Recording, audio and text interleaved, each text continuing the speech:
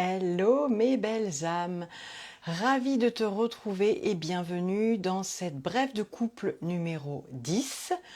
Et aujourd'hui, on va parler. Une belle relation commence toujours par un rêve. Pas beau ça? Qui suis-je? Je suis Corinne, je suis coach intuitive et j'accompagne les femmes à incarner et à vraiment révéler la vibration du couple originel dans leur couple et aussi dans leur vie.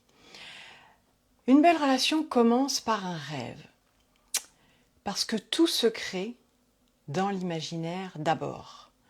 Donc le sacré, pour moi, c'est ça, hein, c'est quand ça crée, en deux mots. Et en fait, c'est bien ça, c'est cette création, cette manifestation qui passe par le rêve, l'imaginaire, la vision. Alors, pourquoi mon écran devient tout noir? Je ne sais pas. Je ne sais pas. J'espère que l'écran, c'est OK. Bon, à voir. On verra bien. En fait, souvent, on nous a vraiment conditionnés à nous couper de nos rêves et on ne nous a pas appris à nous y connecter. D'ailleurs, la plupart des gens, quand on leur parle de rêve, à quoi ils pensent? Je sais pas, aux rêves nocturnes. Ouais, j'ai rêvé cette nuit que j'étais. Mais en fait, là, c'est pas vraiment de ça que je te parle aujourd'hui. C'est vraiment cette création qui arrive après cette vision. C'est imaginer ce qu'on veut vraiment vivre, ce que l'on veut créer, ce que l'on veut manifester. Et c'est comme dans ton GPS, c'est vraiment mettre la destination claire, là où tu veux aller, ta vision, ce que tu souhaites vivre. Et comme dans un GPS, il va falloir que tu mettes la destination. Mais après, en fait, il faut lâcher un peu le contrôle sur le chemin. Parce que le chemin, c'est le retour, en fait. On a une vision, c'est comme une vibration qu'on émet. Et le retour, c'est les expériences de vie qu'on va être, hier on parlait du héros, que le héros va être amené à vivre. Mais comme dans le GPS, en fait, il y a des aléas. Ça peut être les bouchons, les travaux, ça peut être les pannes, etc.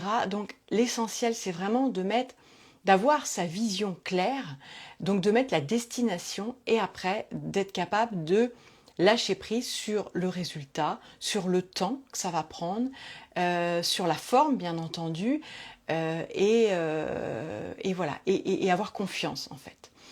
Et concrétiser ses rêves, pour moi, c'est accepter ce que ton âme demande.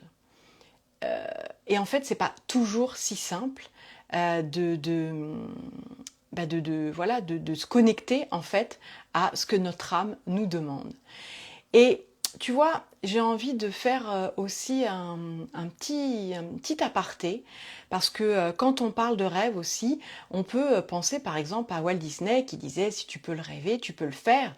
Sauf qu'il était bien gentil, mais dans l'inconscient collectif, tu vois, on avait parlé des égrégores, eh bien il nous en a constitué un bon bien gros, tu vois, pour toutes les petites filles et tous les petits garçons que nous avons été, avec ces dessins animés où franchement, ça nous pose vraiment un problème en amour, parce que ça a vraiment véhiculé cette illusion de la princesse qui attend la délivrance du prince charmant et elle attend vraiment qu'un prince vienne la sauver.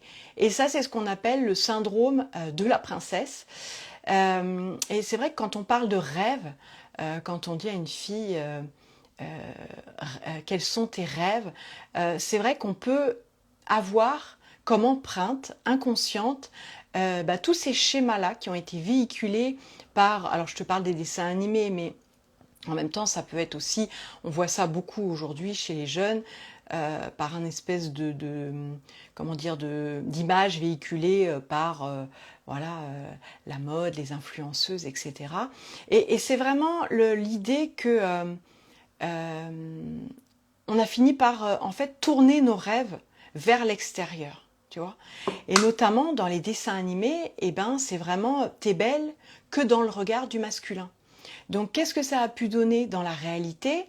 Eh bien, c'est la maman qui, après avoir laissé sa petite fille essayer sa nouvelle robe, dit « Va voir papa et montre-lui comment t'es belle ». Et donc la petite fille arrive et donc elle fait tourner sa robe. Effectivement, le papa donne la validation. Qu'est-ce que tu es belle. Et ça, c'est quelque chose en fait qui va nous poursuivre toute notre vie, enfin, sauf si après on bosse un peu dessus. Ça va être aussi un espèce d'idéal surréaliste et en fait qui n'est pas la vie. Donc tu vois ce truc de ils vécurent heureux et eurent beaucoup d'enfants.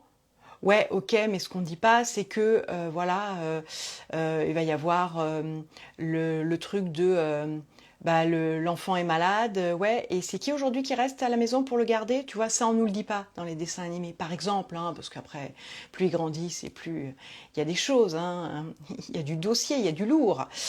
Donc tu vois, ça peut être un exemple. L'autre truc qui est véhiculé aussi, c'est la pauvre fille qui arrive à séduire l'homme, qu'après une espèce de transformation. Tu vois, après s'être bien pomponnée, donc s'être bien transformée.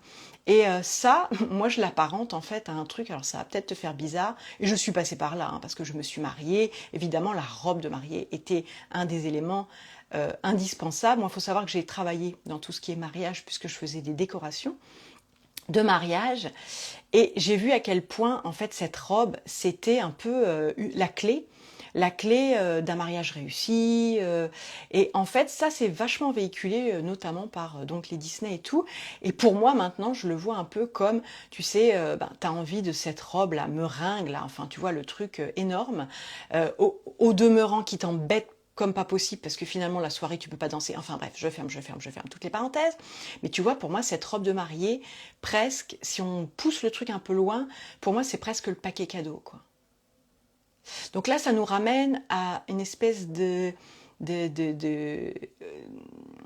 femme objet, tu vois, où le soir, voilà, l'homme va déballer le papier cadeau. Et en fait, ce qui ça nous dit pas les dessins animés, c'est que tu peux te retrouver aussi dans ton pyjama parce que tu as froid avec tes grosses chaussettes. Et là, évidemment, on est loin de cette image de la princesse avec la belle robe et donc cette espèce d'émotion. Pourtant, je suis une grande romantique. Je revendique, je suis une grande romantique. Mais il y a des choses sur lesquelles il faut qu'on arrive en fait à changer nos façons de voir les choses, nos comportements, qu'on devienne en fait un peu adulte et qu'on arrête de rester figé sur des espèces de concepts comme ça, tu vois, de ce qu'est l'amour, de ce qu'est le couple, du rêve justement, du rêve de petite fille. Tu vois, dans ce domaine du mariage, le rêve de petite fille, mon Dieu, cette journée là dans lesquelles souvent la mariée met vraiment toute son, elle joue sa vie quoi. Et ça c'est incroyable, c'est vraiment dingue. Et puis évidemment ça véhicule la superficialité, le manque d'authenticité. Souvent ça révèle bien le manque de confiance en elle au départ de ces fameuses princesses. Donc ça nous ancre bien dans ce truc de ma pauvre fille, déjà t'es une fille donc tu peux pas avoir confiance en toi. Donc tu vois c'est un petit peu dangereux quand même. Et puis évidemment la perte d'autonomie puisque voilà, le prince charmant s'il te plaît quoi. Donc à un moment donné, toi, mener ta vie seule et savoir ce que tu veux dans ta vie et ce qui est bon pour toi. Voilà, donc tu vois l'idée, c'est vraiment ce qui est dangereux, je trouve, dans ça, hein, parce qu'on s'identifie à ça, c'est vraiment que la valeur d'une femme, c'est déterminée par la manière dont elle est vue et ce qu'elle possède.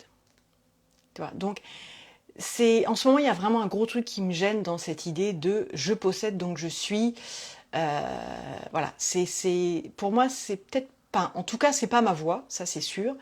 Et je pense qu'on a des empreintes au niveau égrégore de l'inconscient collectif très très fortes là-dessus. Et puis enfin, évidemment, ça va amener vers de la dépendance affective, hein, ce fameux syndrome de la princesse.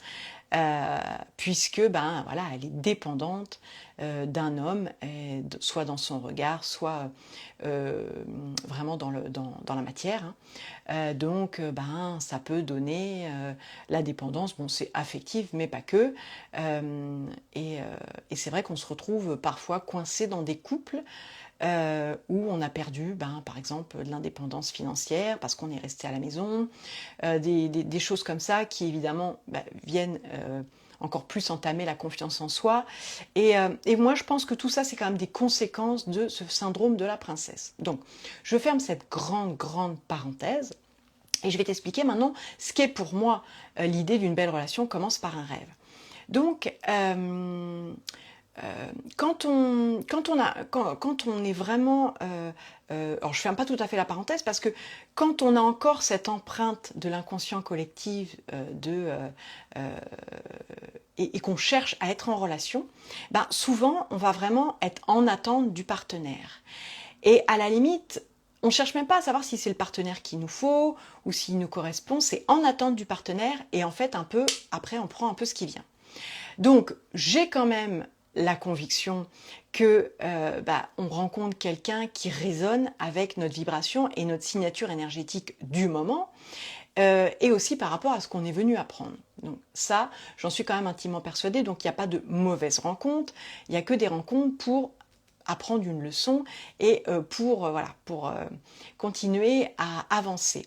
Ceci étant, je pense que le premier truc vers lequel on a à se tourner si on veut sortir du syndrome de la princesse, c'est vraiment être consciente de ce que l'on émane et de ce que l'on rayonne. Ça va un peu avec ce que je te disais hier sur quelle vibration tu te branches ou quelles sont les pensées en fait prédominantes chez toi. Puisque les pensées créent notre réalité, et bien là ça va être un petit peu pareil. Le plus important c'est déjà d'être consciente de ce que tu émanes. Donc si tu es voilà, tu as eu plein de précédentes expériences qui t'ont fait souffrir, donc on traduit, en fait, tu avais des trucs à régler et tu n'as pas forcément vu, c'est ok, on est là pour ça, on est là pour expérimenter. Il y a de fortes chances que si tu vas pas regarder ça en face, ça va se reproduire. C'est-à-dire que ce ne sera pas la même personne, mais probablement que tu risques de vivre à peu près les mêmes situations. Et donc, si tu as une blessure de rejet, d'abandon, d'humiliation, dans ton couple, en fait, dans ton nouveau couple, risque de se passer un peu ce qu'il y a eu dans les précédents qui ont mené à l'échec. Donc c'est vachement important de savoir ce que tu émanes quand tu es en attente d'un nouveau couple. Donc ça, c'était la première chose. La deuxième chose, pour en revenir au rêve, c'est vraiment... le rêve, pour moi, c'est vraiment choisir ce qu'on souhaite vivre. Et c'est l'imaginer, mais comme si en fait il était là. Et c'est à la fois soit visualiser, soit vraiment imaginer dans les détails ce que ça peut être. Mais attention, rêver par exemple d'un partenaire, c'est pas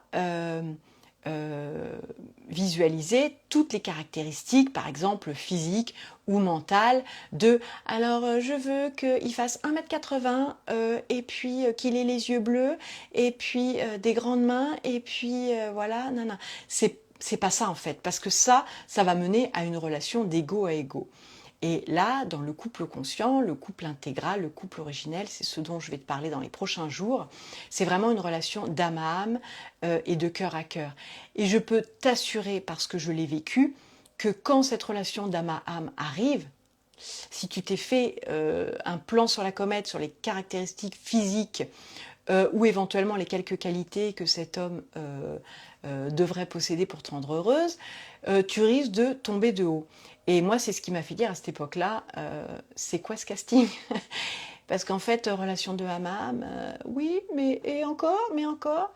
Tu vois, ça a été un peu flou pour moi parce que, et pourtant, je pensais ne pas être attachée à des caractéristiques physiques, mais c'est vrai que Quand mon chéri s'est présenté, bon, en plus, c'était un peu biaisé puisque je le connaissais d'un point de vue professionnel et du coup, voilà, on mélange pas tout. Et puis, j'avais vraiment jamais pensé avoir une relation intime avec lui. Je me suis dit, non, mais il y avait plein de trucs en fait qui le faisaient pas, quoi. Je me voyais pas avec lui. Et donc, ça a été vraiment ma première réaction, ça a été vraiment, c'est quoi ce casting? Et heureusement qu'il y a eu plein d'autres manifestations où je me suis dit, il y a trop d'éléments que je ne pouvais justement pas contrôler, qui m'ont fait dire, il faut que j'aille voir de ce côté-là, parce que c'est pas possible, quoi. Il y a un truc. Donc voilà, donc c'est pas forcément sur les caractéristiques physiques. Par contre, l'idée de départ, c'est vraiment de se dire, quelle est la relation que j'ai envie de vivre et dont je rêve. Et tu vois, de voir la relation, donc de visualiser cette relation, essayer de ressentir cette sensation d'être amoureuse, de laisser vraiment cette vibration pouvoir t'envahir, pouvoir te nourrir et plus imaginer des situations, tu vois, avec l'autre. Et de laisser ton esprit en fait divaguer. Donc tu n'auras pas forcément une image très précise de ce partenaire, mais ça va être plus dans ce que vous allez faire ensemble, des gestes, ça peut être des gestes par contre, tu vois, des détails dans cet ordre d'idées-là. Mais c'est vraiment ça.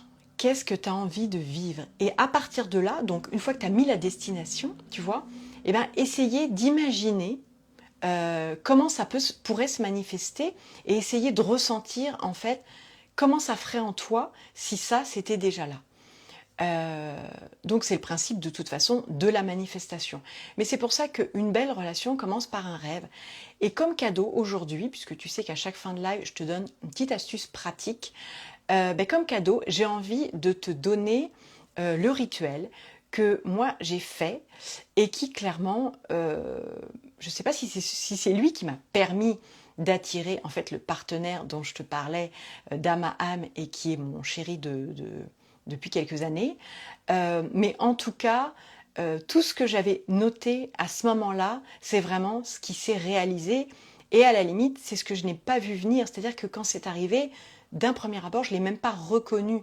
Parce que je pense que voilà, j'avais au niveau de l'ego des barrières, des résistances, certainement dues au lien avec ce syndrome de la princesse qui faisait qu'en fait, il a fallu faire un peu, tu vois, se dissiper les voiles pour que je puisse vraiment voir, mais pas voir avec les yeux de l'apparence, de tout ce qui, dans notre société, est mis en avant, mais bien par le cœur, c'est-à-dire que le cœur, c'est bien les yeux, on dit que c'est les fenêtres de l'âme, mais parce que ça passe par le cœur, donc c'est vraiment les yeux de l'âme, quoi. Et donc, voilà ce que j'avais fait.